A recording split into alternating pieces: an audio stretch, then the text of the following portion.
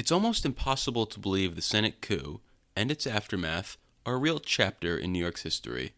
The political shenanigans, chance events, high stakes, and cast of characters, mostly destined for prison, would seem stranger than fiction if it wasn't really life at the Capitol during the summer of 2009. And while many New Yorkers who survived the chaos tried to immediately put it in their rearview mirror, GOP staffer Jack Casey, who helped orchestrate the coup and was an active player in the chamber during the stalemate, processed the events in a different way.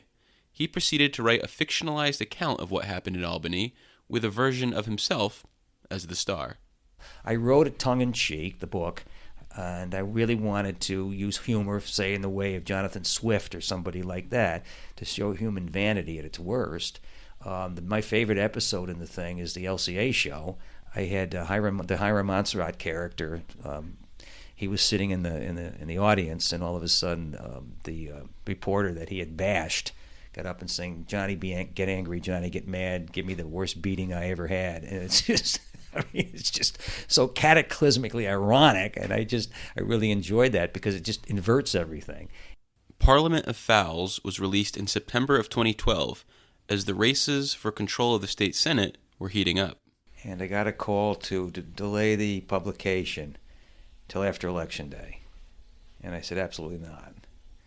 And so in the mail, about 2 days later, I got my termination notice. Red badge of courage. I had retired in 2010, early retirement incentive. And then they brought me back for parliamentarian duties when the Republicans were in the majority. And I was there for 2 cycles. Frank Patience was the guy that made the call. He was the secretary of the Senate at that point in time. I saw him later at one of Bruno's book signings, and we laughed and hugged and all kinds of stuff. So, there was no hard feelings. It was just something he had to do. And I think people should laugh at it. I think we take ourselves way too seriously. And so when they called me and they said, don't publish the book, I'm thinking, well, can't you laugh?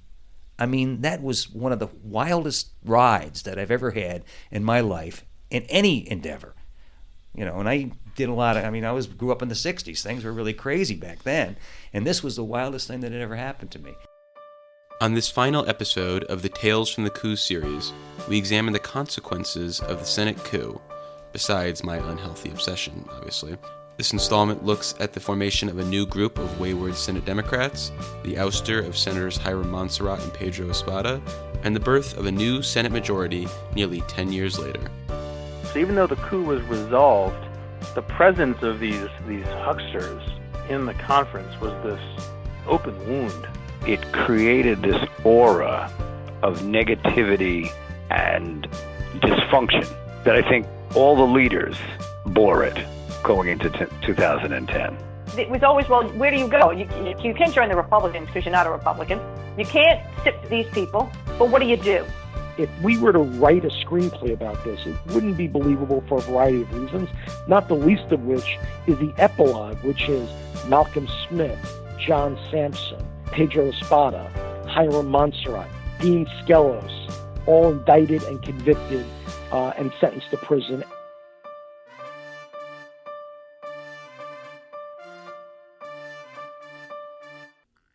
One month after the Senate coup, as his bipartisan coalition was falling apart and he was back to leading 29 of his GOP colleagues, Senator Dean Skelos argued that the effort to take control of the chamber had been worth it. We enacted more reforms in 38 minutes than, quite frankly, we ever did as a Senate when we were in charge in 40 years, and that they were talking about with their commissions and Valesky Commission and all that. They did nothing. They did next to zero. So we accomplished that. So that was worth it. Reforming the chamber's rules would be one of the first major items tackled by the newly restored Democratic majority in the fall of 2009. Speaking on New York Now, the Times-Union's Casey Seiler said the biggest change was the addition of a, quote, petition to consider provision. A memo signed by 38 members will allow anything to essentially shortcut the committee process and get out onto the floor. That's a whole change. It's very from the way big. it No used more. to be. It's going to be much harder to bottle up legislation. For political junkies, there will be a vast expansion of webcasting and broadcasting of hearings and Senate sessions. They're calling it NISPAN, like C-SPAN. Mm-hmm. Another biggie will be the codifying of member item, the division of member item money. No more kind of the minority will take what the majority is willing to give it. Now it's going to be codified as a 2/3, 1/3 split, which is good news for Republicans.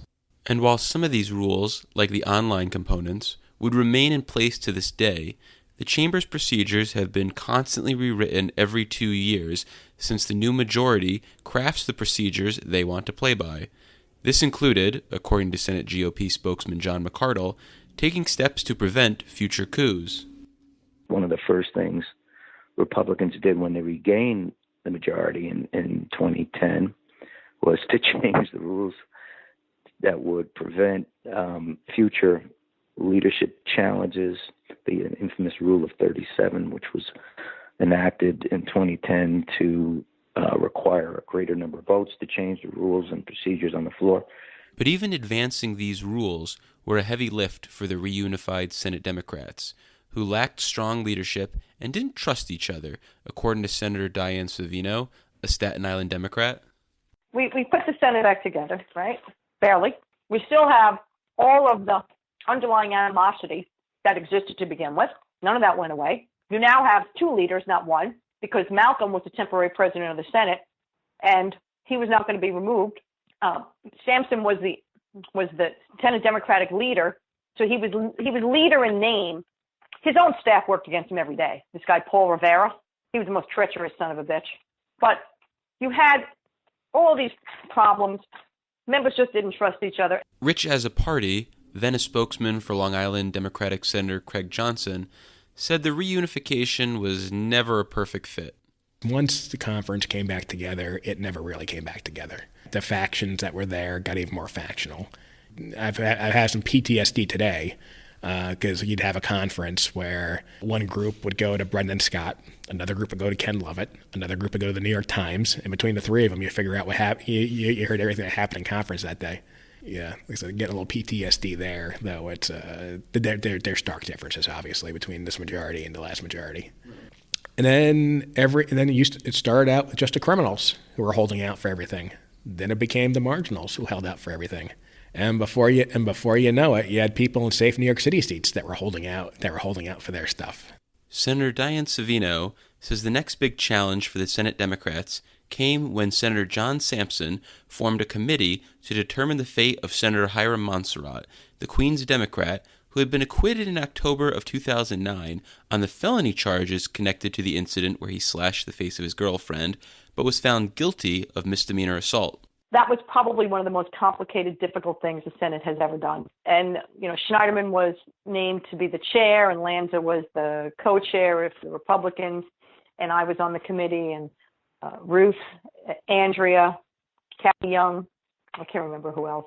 I have the report in my office. I just can't remember who was with us. But, a lot of people think that we went into that knowing what we were going to do, or that we voted to expel him because of the conviction. That really wasn't why.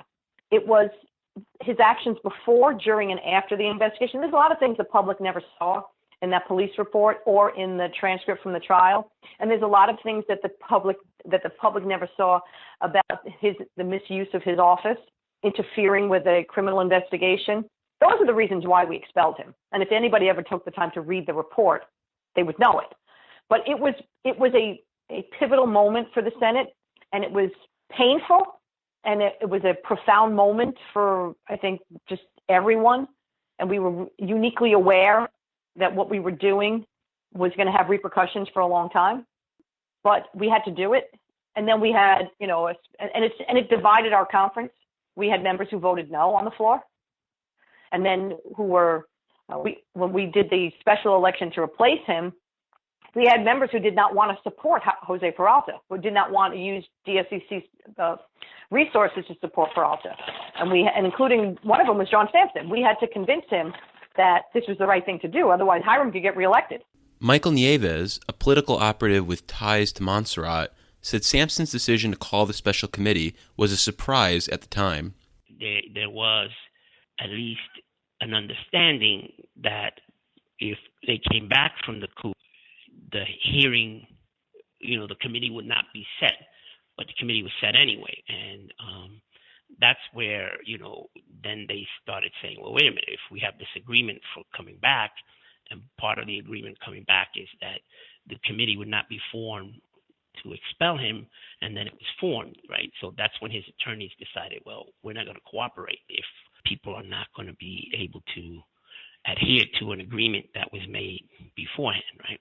After more than 4 hours of deliberation in February of 2010, the Senate voted to expel Hiram Montserrat, the first vote of its kind in the chamber in 80 years.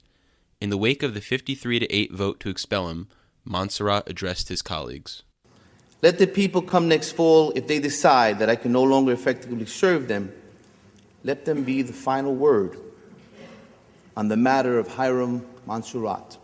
He would lose the special election for his seat that spring and mount a failed bid in the fall for a seat in the Assembly. 2 years later, he would be convicted of misusing public funds and serve nearly 2 years in jail. Montserrat is currently an elected Democratic district leader in Queens and didn't respond to multiple efforts to interview him for this series. James O'Dotto, then a reporter with the Times-Union, said the expulsion of Montserrat was part of a growing public platform for the state's future Attorney General. One of the things that struck me about that episode is that Eric Schneiderman made a bit of a name for himself during that period because he went after, if that's the right phrase, he pursued Montserrat's activities, private life activities, and made a case for why Hiram should be disciplined, censored, somehow singled out for his behavior. And so I think Eric Schneiderman, I wouldn't say capitalized, but definitely became more of a known figure as a result of some of the stuff that happened in the wake of the coup. In the wake of Montserrat's ouster, the other coup defector, Senator Pedro Espada, would come under fire by then Attorney General Andrew Cuomo for allegedly siphoning $14 million from a network of healthcare clinics he oversaw. Here's New York Now's Matt Ryan with coverage from April 2010. Andrew Cuomo did not mince words during Wednesday's teleconference when speaking about the lawsuit against the Senate Majority Leader. It is outrageous. Or no, depending on how you exactly phrase the question. No, I have not seen anything on this scale. The Attorney General detailed his long-awaited findings this week into the investigation of Bronx Senator Pedro Espada, and the results were eye-opening. In the civil lawsuit, Cuomo alleges the Senate Majority Leader looted a total of $14 million from Soundview over a 5-year period and stacked his board of directors with people he could easily manipulate. $9 million of that total was a severance package for Espada, who is the CEO and president of the health clinic. Espada addressed the report later in the day. It is clear to many that the motivation behind all of this is simple political payback for what the establishment likes to call the Senate coup. The Majority Leader then took a shot at Cuomo for criticizing the number of family members who work for him. I find it disingenuous to demonize my family simply for working for a business that I founded when I was 22 years old. It is no more inappropriate than working for your daddy as the hatchet man and then aspiring to step on his shoulders to be governor of this great state. At the time, 34-year-old Gustavo Rivera was in the process of launching his own effort to oust Espada in the September Democratic primary, having decided the year earlier that his state senator needed to go.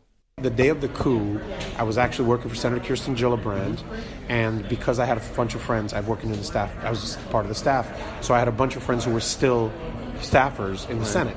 And I remember it was so long ago that it was BlackBerry Messenger, so it was a BBM, and a friend of mine who used to work for Senator Savitsky was on the floor, and he BBM'd me, he said, "Holy shitballs, Espada and Hiram just flipped." And I said, what are you talking? And all he could do was just like, "Holy shit." He was just flipping out. So I walked over, this is Gillibrand's office, I walk over to the press shop, they have a TV. And I said to the guy, "Could you turn the TV on for a second?" And then turn into number one, and it was right there. It was like them raising their hands and everything. And it just kind of, my mind blew. And I decided that day that regardless of what I did, I was going to make sure this guy didn't have was not reelected. Okay. And my first instinct, because I had been a staffer and an operative for a long time, was to find somebody to run against him. So I made a list. I had 17 people on it. I said, who could potentially be a candidate in this district? And because I had done this before as a staff, as an operative, pros and cons, and I just said, I'm going to find the best candidate, and I did. I was like, okay, so it's a lady who's Dominican, born in the Dominican Republic, raised in the Bronx, fully bilingual, had connections to all sorts of groups. There was she was widely respected. I'm like, that's going to be the best candidate. And what I did was I lobbied on her behalf and to her, saying, you got to be the candidate. And basically my plan was to get her to run, quit, and then run the race. And when she decided in late March or early April that she wasn't going to do it, I was like, shit, I got to do it. Because there were other people that were running who were good people, right? But they couldn't beat him, and I knew this because I had obsessed about the race for an entire year. It's like I didn't intend to run, but then it became an obligation. And even with the civil suit and ongoing investigations into his place of residence, campaign spending, and healthcare clinics, Rivera said there were multiple factors that made it far from a foregone conclusion that voters would turn on Espada in the primary. First of all, because it's the Bronx, and the Bronx is its own entire thing. Y'all should do one of these series for the Bronx. There's so much to dig into there. But also you have to consider that my 3 predecessors, I repeat, my 3 predecessors all went to federal prison for violating the public trust. So when you have for almost 2 decades, the people that have represented you basically have not, have gone away for violating the public trust, basically nobody cares anymore. So that means that the turnout is minuscule, that people are disengaged from the political process and don't particularly care. And that's very much the truth in a lot of places in the Bronx. So it was like a thing that I needed to actually do the work to engage people. And what I ultimately did was I worked myself like a freaking beast because I don't know how else to do it. I'm intense to the point that it's just, sometimes I get a little crazy. But that's the type of thing that you'd require to beat this guy. I remember that ultimately what I left everybody who had knocked on their doors, ultimately what I said is, what you need to remember, the main thing you need to remember about this guy and me is that he's forgotten who he works for. And that was what I left people with after I introduced myself to them when I knocked on their doors. So ultimately it was, I did the work. But I'd never run before. This guy was feared. I actually sat down with my folks, my campaign team very early on, and I told them, everybody needs to be prepared for shit to get bad. We need to be prepared for my house. I got homeowners insurance, for my rental, for my freaking studio, a little last studio. But I got renter's insurance because I was sure that I was going to get broken into. I said, I'm going to get at least threatened at the very least, and if not, I'm going to get attacked on the street. We're going to get our offices broken into. Your tires are going to be slashed. I need you to be prepared for this. Ultimately, all that happened was that somebody got their tires slashed, one. I was like, this is all you can bring, bro? Come on. But I was prepared. Everybody's scared of this guy. Everybody was fearful of him. He had a lot of money in the bank. He walked around over here with bashing his chest. He was Teflon. Because remember, we all knew he was a scumbag. Right. We all knew it. But for years he had been squirreling away, and nobody ever touched him. So he just basically, he did whatever he wanted to do, and everybody feared that he wasn't touchable. On primary night, Rivera announced, "The poster child of Albany dysfunction has been clearly defeated." Nearly 2 years later, Espada would be convicted on federal charges of embezzling money from healthcare clinics, and he would serve about 5 years in prison. Attempts to contact him for this series were unsuccessful. And while Gustavo Rivera's primary night victory was a bright spot for Senate Democrats, who would have one less headache to worry about moving forward, the rest of that year's election season was disastrous. Because despite not running, Rich as a party noted that Pedro Espada remained a central figure in the 2010 election campaigns. The Republicans pulled off a magic trick. They're the ones that did the coup with Pedro and Hiram. But then they got us to rough him up, stink him up, and they got us to take him back. And so the Republican candidates ran against Pedro and their good friend, Bill Stokowski, their good friend, Pedro's good friend, Brian Foley, Pedro's good friend, Dal Albertine. And it was a neat trick. It was a neat trick and an underappreciated one. Senator Craig Johnson, a Long Island Democrat, who would be defeated in 2010, doesn't hang his loss on the coup. I think 2010 had a lot of factors, right? I think that you had a lot of outside forces, and by outside forces being the Tea Party, the creation of the Tea Party, the reaction to the election of President Obama. I think the coup did not play as much of a role in my 2010 campaign as did other things. I think that the MTA payroll tax played a far bigger role than the coup. I think the coup, at the end of the day, it became part of the dialogue of these guys can't govern, but I have to believe that when people were going into the voting booth and not supporting me, it was MTA payroll tax, probably maybe millionaires tax. I mean, look, they had a number of issues that certainly resonated with voters at the time. But if you looked at my results, I actually ended up losing by less than 0.5%. I think 451 votes. We went to a recount. There's a Court of Appeals case that I lost with respect to the recount. I mean, it was pretty tight. Unfortunately, my friend Brian Foley, out in Suffolk County, really got beaten bad. And again, MTA payroll tax. That's what it really came down to, in my mind. I think the coup, for political insiders and political junkies, still resonates, and I think it certainly still resonates, in terms of governing bodies. But in terms of the electorate, I think most probably forgot it by the time they were going to the voting booth. Senator Dianne Savino also doesn't blame the coup for the Democratic defeats in 2010. In 2008, we won fair and square. We made a case to the public that we would be better, that we would do things differently, that we were going to be committed to the passage of, a subset of issues that would make a difference in the lives of New Yorkers. And then I say in 2010, we lost fair and square because we didn't do any of those things. And it was just a lot of disappointment and a lot of missed opportunities, a lot of squandering of the people's trust. And not to mention the corruption, right? I didn't even touch on that.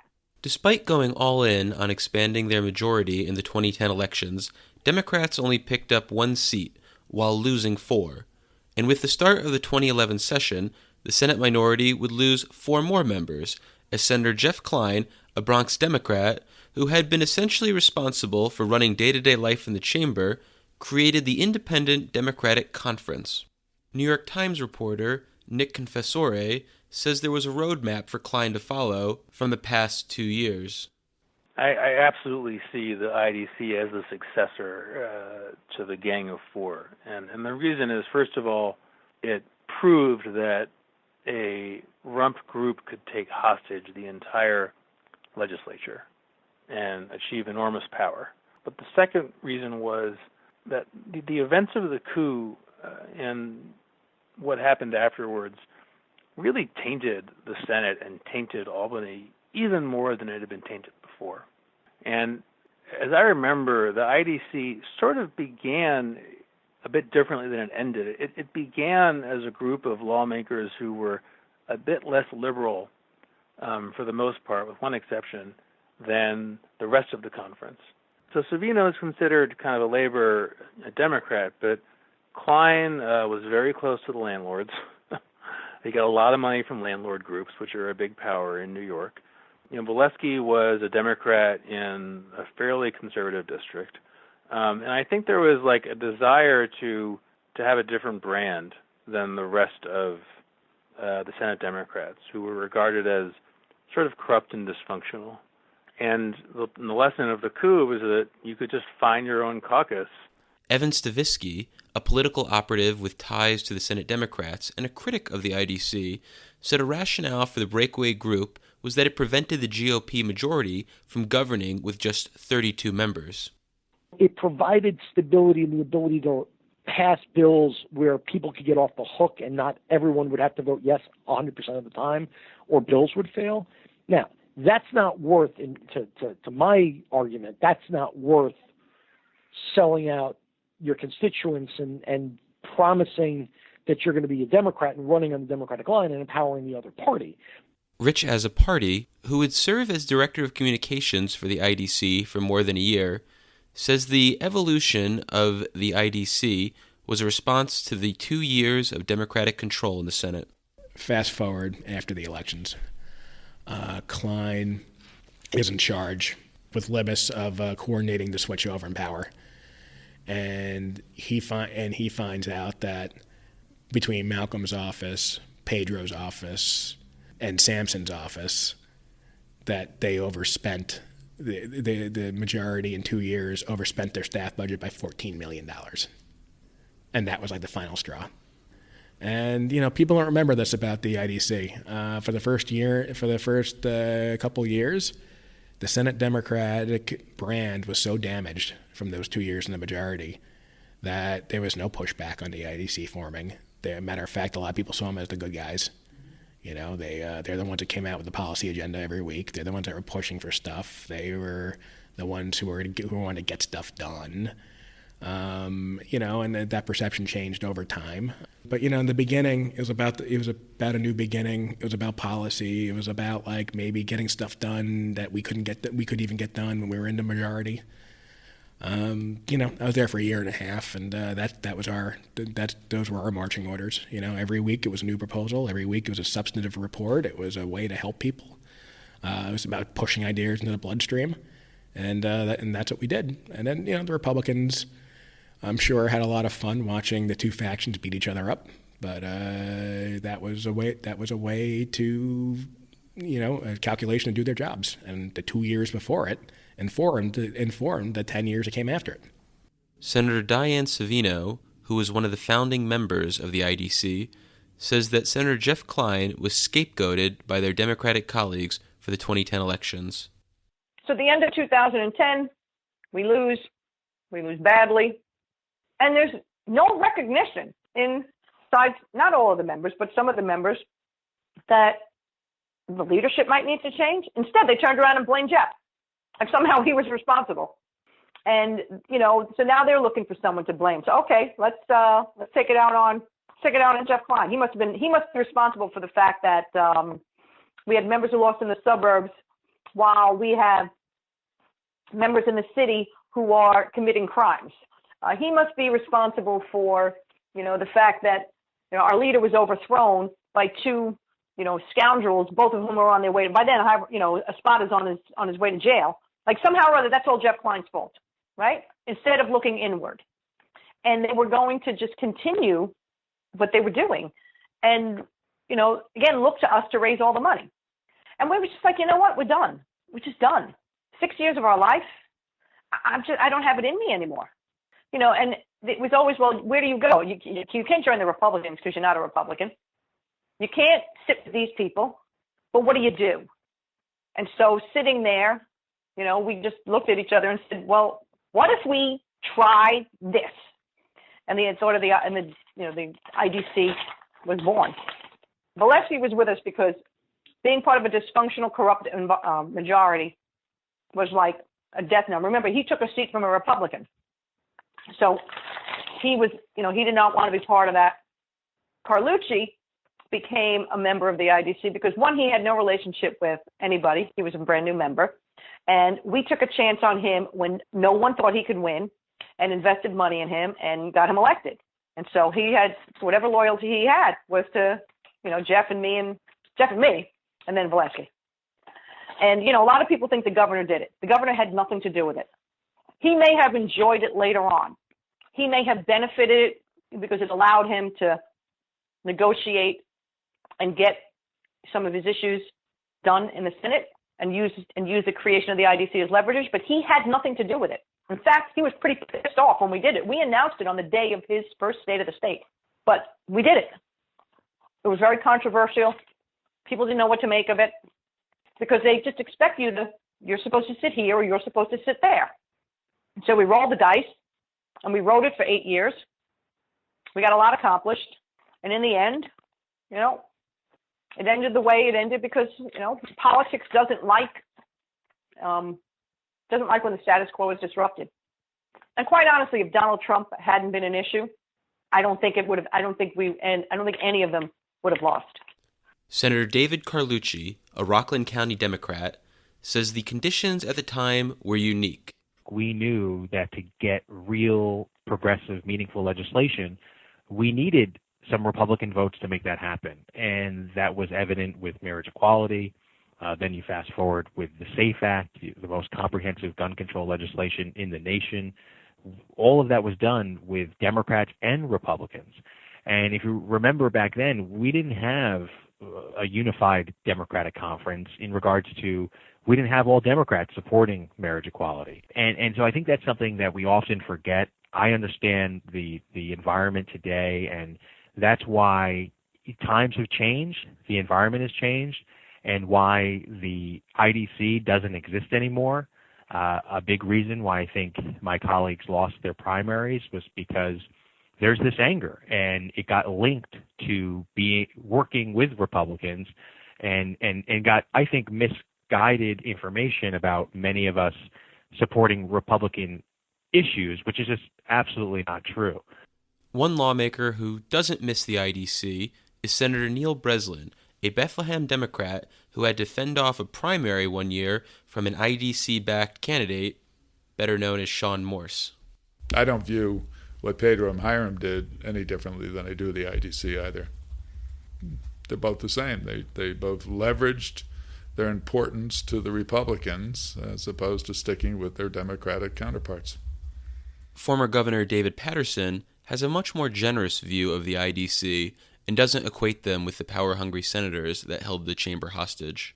They championed a lot of issues for people who were in the suburban areas. I mean, they took political positions. They were serious legislators.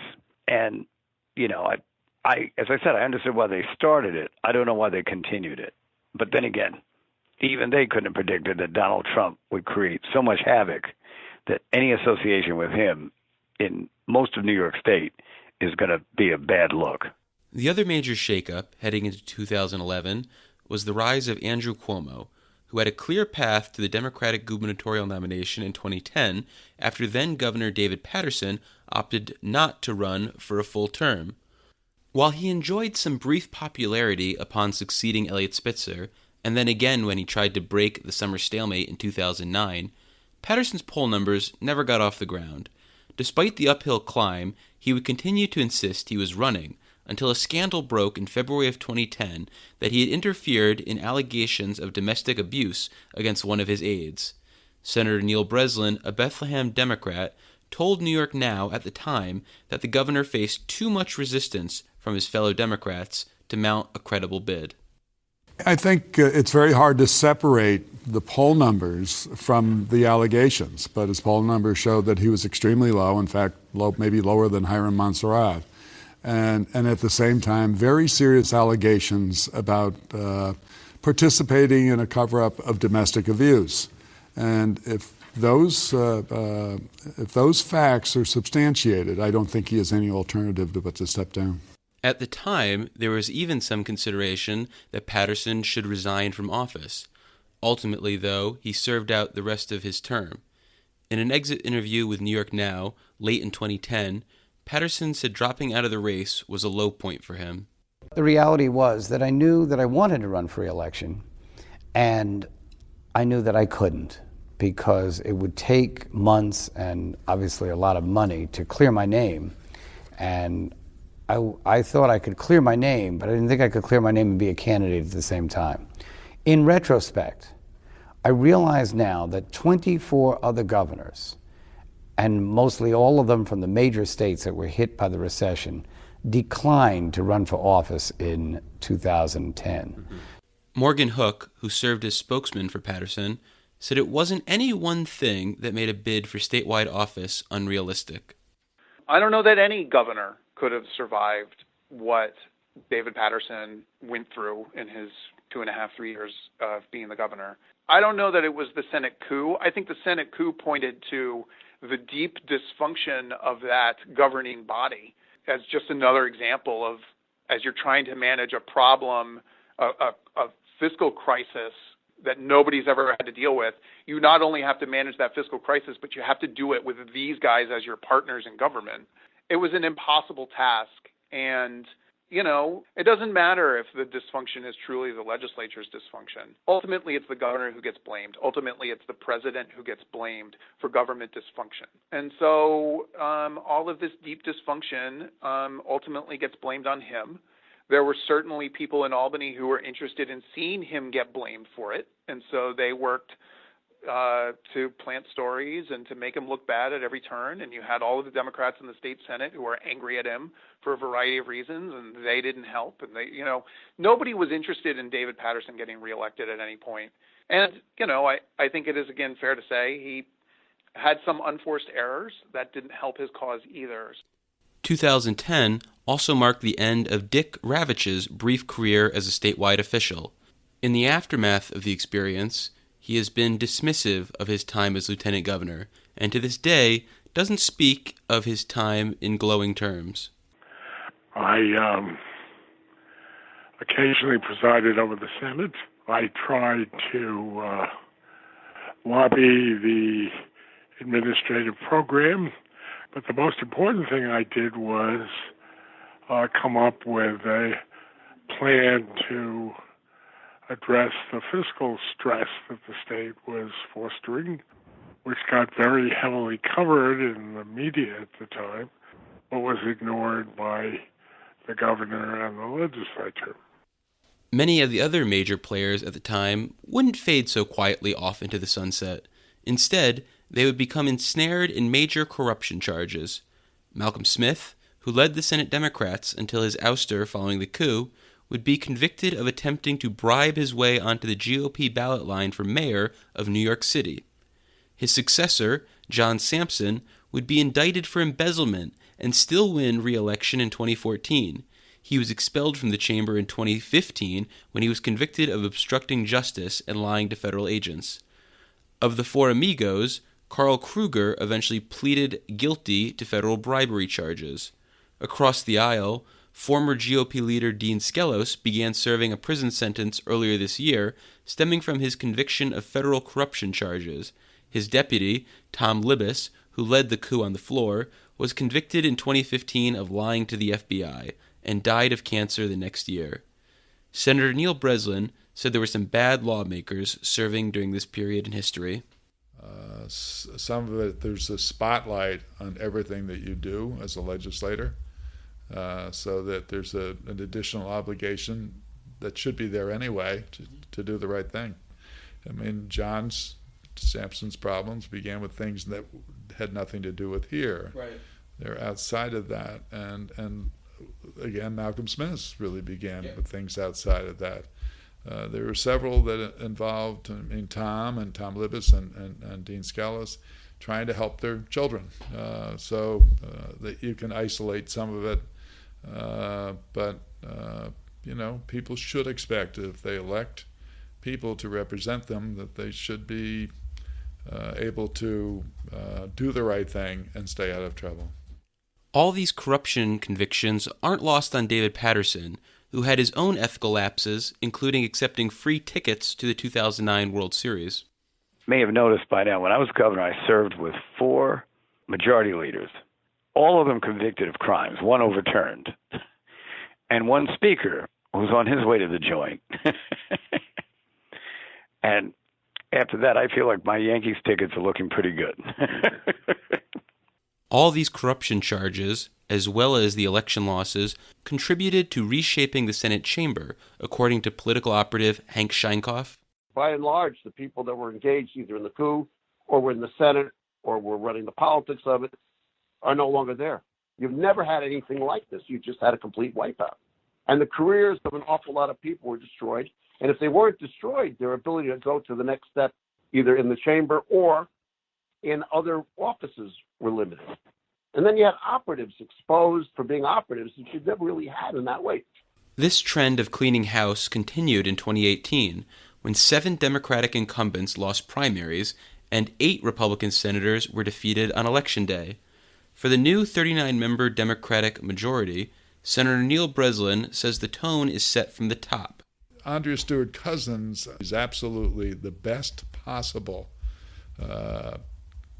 good Democratic leader I have seen in 22 years. And I think that she will give us an opportunity to be proud of her accomplishments. And I view all of, particularly the new 15, as running for the right reasons, running on a philosophy of doing progressive legislation to help the people of the state of New York, as opposed to a lot of the people who came from the old political system that you're the next in line, so you run, and they're not as involved in legislation as they are about the power of the office itself. Yet even with a new cast of characters, the past is constantly dredged up by Senate Republicans, but their focus is never on the coup itself.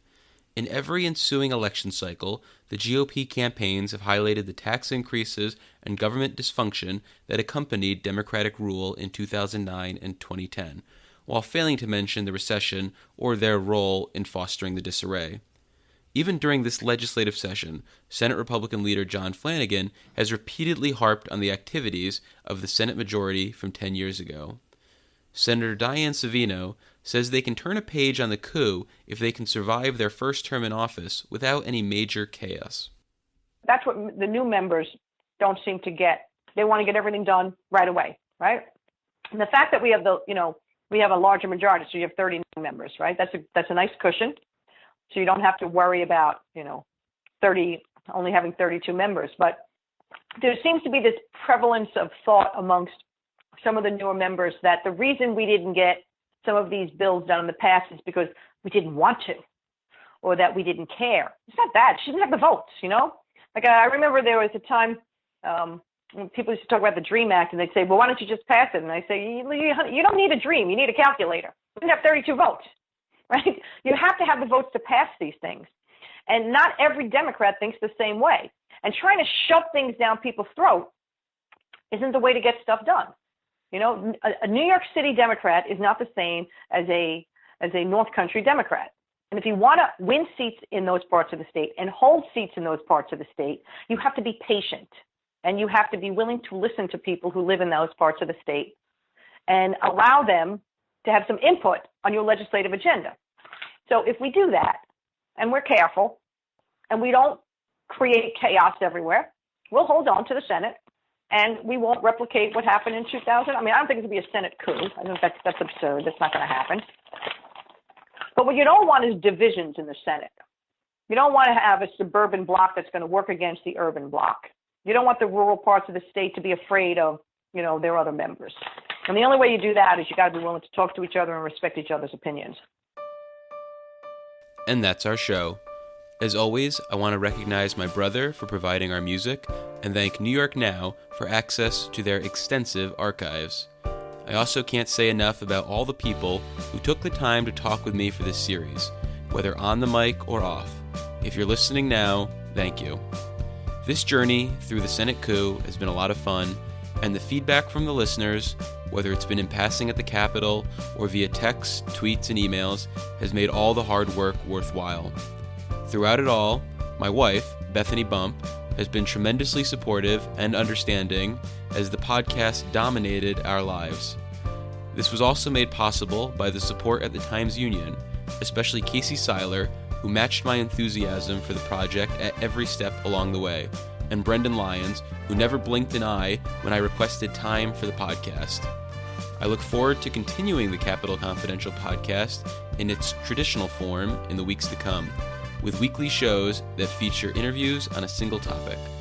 But we will return to this in-depth storytelling in the future, as I dive headlong, and likely way too deep, into other moments in New York State government history. If that sounds interesting to you, please subscribe to the show wherever you download podcasts so you never miss an episode, and rate and review Capitol Confidential on whatever platform Apple is using these days, or just tell actual human beings about it when it's your turn in the conversation to talk.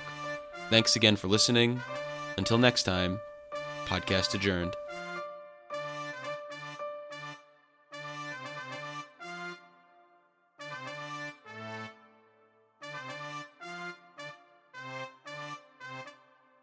Golisano walked around Albany like he was William the Conqueror in 1066 going into Great Britain, and the only good thing about the coup is that when it ended, he got out of New York.